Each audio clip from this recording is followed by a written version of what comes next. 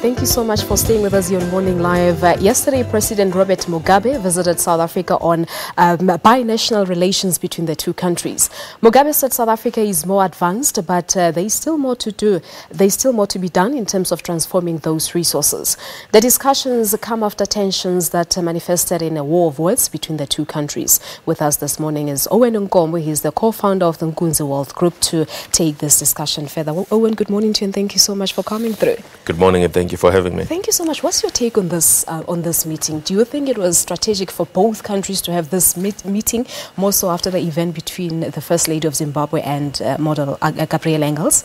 Yeah, look, I mean, it's hard to tell what the real motives of the meeting were. Maybe this is a meeting that's been penciled down a long time ago already, but one does think that probably maybe it was a show of the fact that the two countries still have a cordial relationship. If you do remember that there's been issues with their aircrafts between both South Africa and Zimbabwe, where some aircrafts were grounded on either sides of the border, which didn't really look like it was separate from the Grace Mugabe story, in my view. But one does hope that this is business as usual, and one does hope that some of these discussions that happen will yield some good fruit for both countries. Talk to us about your highlights of the discussions. No, look, I mean, I think, with these discussions, it's really almost always the same, in my view. It's just like when you have all these big conferences, Davos, etc., the World Economic Forum, and these regional summit meetings, where things are discussed. I mean, like right now, they're busy talking about agreements around the border in Beitbridge, where they want to make it a one-stop border, which is something they discussed in 2009, and it still hasn't been implemented. And one does realize that, of all the borders we have in the country, outside of Durban, probably Beitbridge is one of the busiest around the country in South Africa. And decisions like that, in my view, if they were meant to expedite trade and the movement of people between the two countries, I think it's a decision that should have been made a long time ago.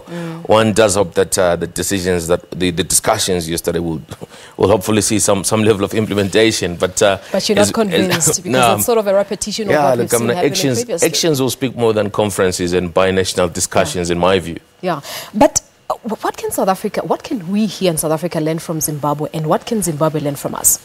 There's a lot to learn, in my view, by each of those two countries from each other. Firstly, one thinks that as much as you continue to see the discussion around land in our country being advanced so aggressively by people in many sectors, I think that what happened in Zimbabwe in terms of land redistribution is probably a lesson for South Africa to say this is not how to do it.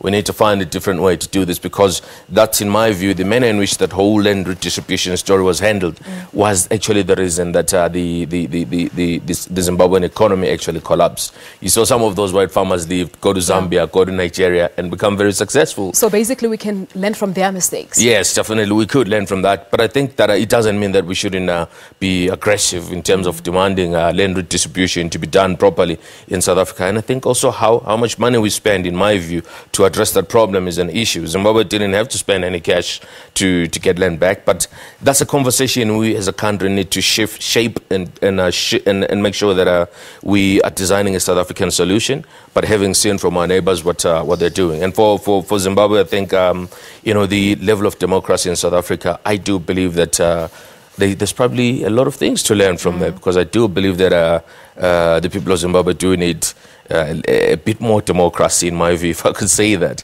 Because I think if we've seen the stuff we've seen in the media alludes to the fact that there's probably an abuse of power across the Limpopo, which I think that, in my view, is something that we need to get sorted out if both countries are to be economically successful and drag SADC with them in their success as well. Yeah, and if you remember correctly, earlier this year in Durban, while attending the World Economic Forum in Africa, President Robert Mugabe said Zimbabwe is the most highly developed country in Africa after South Africa.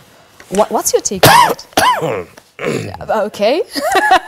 I'll take that as a response. Yeah, that was an interesting response from President Mugabe. I'll leave it at that. Yeah. So you're not going to say anything on the validity of that claim? The gentleman has his views. He's got the right to his own views. But I do think that I mean, it doesn't take a genius to figure out that maybe that statement could have been phrased differently. Yeah, all right. No, let's leave it at that cough for now. Thank you so much for coming through. Thank you so much for having me. All right, well, there you have it. That's Owen Nkomo talking to us about the binational commission that took place between South Africa and Zimbabwe yesterday with President Robert Mugabe and President Jacob Zuma. He's from Inkunzi Wealth Group. As I said, we were talking about South Africa-Zimbabwe bilateral relations event that took place yesterday. We're taking a break here on Morning Live. There's still so much more to come.